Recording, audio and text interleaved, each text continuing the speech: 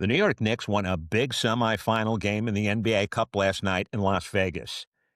Their superstar, Jalen Brunson, showed up with a season-high 40 points. However, one of the bench players played the second biggest role of the game, and that was on both ends of the court. And you might be surprised at who that player was. Hi, I'm Mike Spenley, host of From the Bench, a Knicks podcast. I am a former New York Knicks ball boy, and I sat on the bench during the last Knicks championship run. So I know what it takes to win a championship in the NBA. I'm a voiceover artist, and I'm also a sports director at a local radio station. But last night, and today really, all my days, I am a huge, huge Knicks fan. I'm starting to really see some similarities with this team and the 1973 Knicks championship team. And some of those similarities came to the surface this week and certainly last night in Las Vegas. Thank you for being here. And I just got my voice back from screaming at the TV last evening. One thing about my fandom is that when I watch road games at home, there are times I am uncontrollable. And last night was one of them. Early season, big game, you know the drill. If you like my videos, please hit the like button and please subscribe to my channel.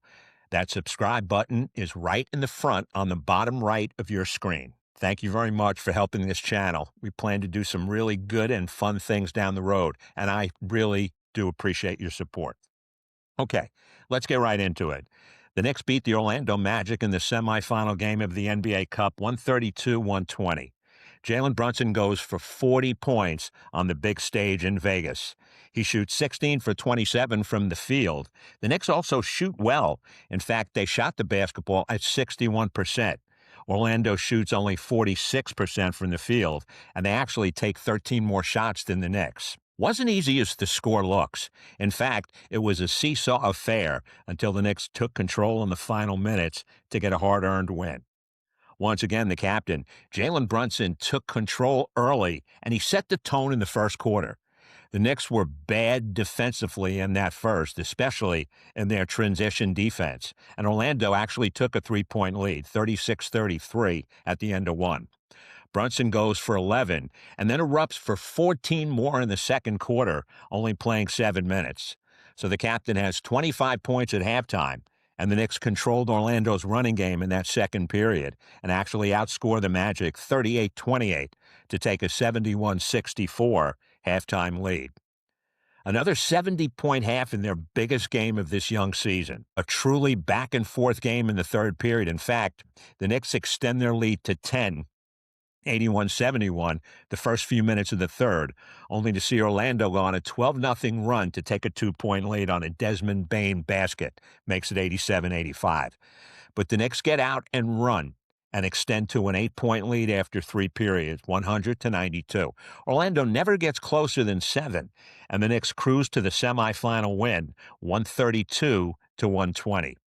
Magic guard Jalen Suggs leaves the game due to a sore left hip and did not return.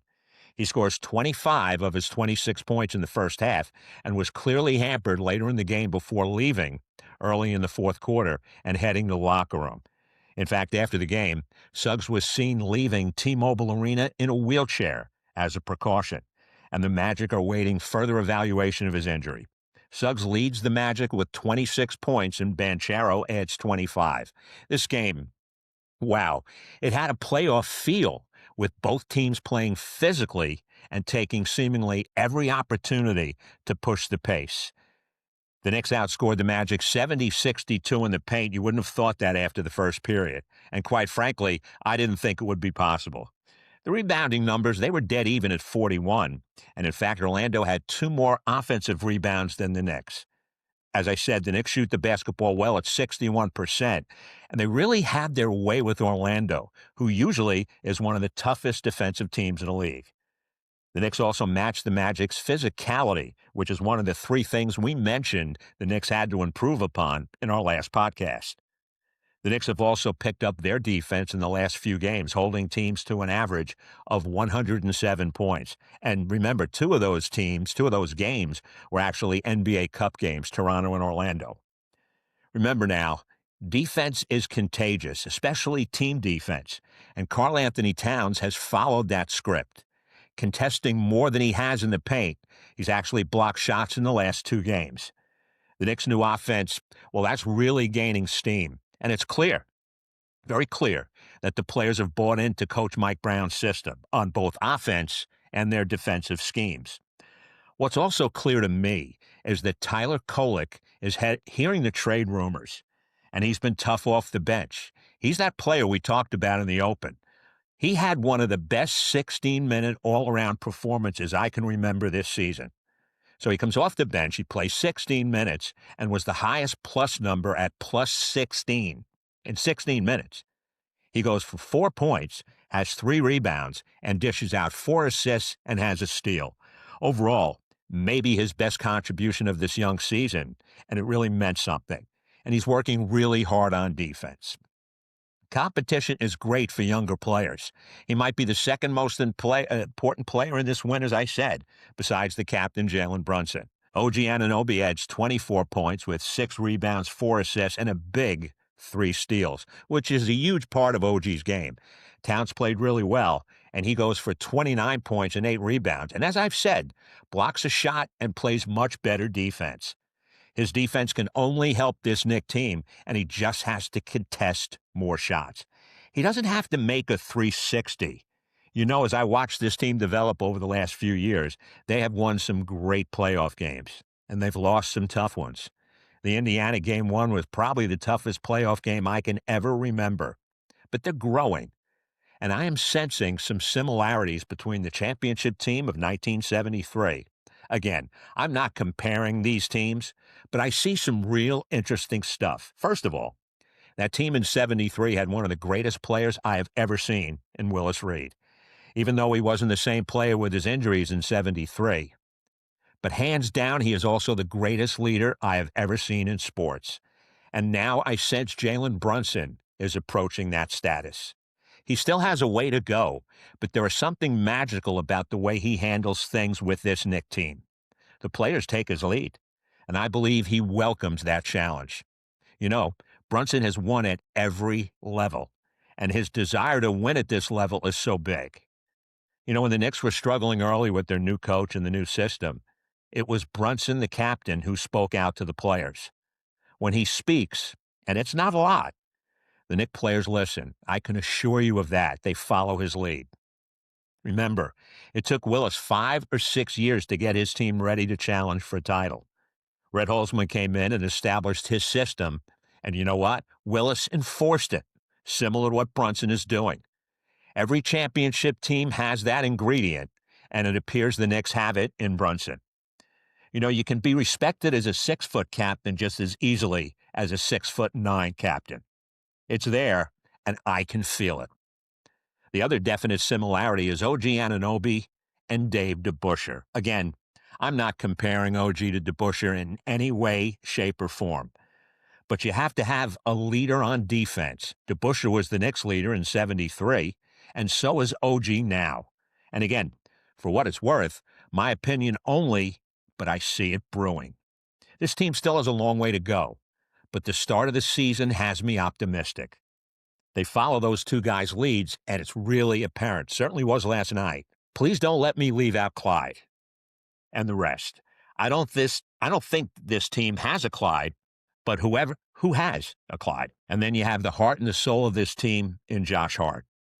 He is so unique. I don't have a basketball player to compare him to, and that uniqueness is his strength.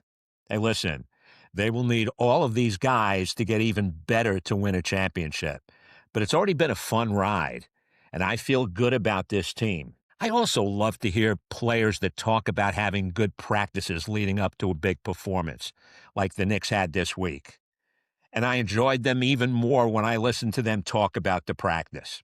You know, I was lucky enough to be at several practices for the Knicks, and I enjoyed them. Okay, what a learning experience it was for me to see Red Holzman handle a New York Knicks practice, especially in the finals in 72 out in Los Angeles. But I was always there long enough to get a feel for how the team ran its business. Red would ask me to leave on certain occasions, so I couldn't see the entire practice. This team loves to practice, and I love it. So common traits that I see are all around surrounding this team. Will it be enough? I don't know. but I see stuff emerging that says they have a chance. Wouldn't it be great if Mike Brown was our version of Red Holzman? The game is so different now, but Brown's outgoing personality and his ability to admit his mistakes is so refreshing. Again, we'll see. So the final for the NBA Cup is Tuesday at 8:30 Eastern Standard Time, and I can hardly wait. San Antonio beats OKC in a fantastic basketball game, the other semifinal. Such a terrific game to watch. And isn't it always better to watch a game after your team wins? I know it is for me. I definitely think so. So no easy task with San Antonio, that they will not be playing the world champion Oklahoma City Thunder. The Knicks will have to figure out a way to stop Victor Wembanyama, who was spectacular in limited minutes against OKC. The veteran Harrison Barnes and the quick and elusive De'Aaron Fox. They are well coached, and they also love to run. So another defensive challenge awaits the Knicks. They will probably throw some different players on Wemby like OG and Hart, and maybe even Mitchell and Towns, so it looks to be another great matchup. And a big game for regular season, as this NBA Cup has shown. I can't wait until Tuesday night. Probably won't sleep well, but we will see. Another early season big game in preparation for what we all hope is an NBA championship down the road. Thanks for watching, and if you like this video, please subscribe to my channel. We also will be introducing our VIP club in the huddle. Just drop us your email, and we will get you all the information. Within the huddle membership, you'll be able to watch our live events, get access to interviews with Hall of Fame players, and also get discounts on merchandise. To leave your email, please go to michaelspenley.com and drop us your email, and we'll take care of the rest. Thank you so much for watching, and stay focused.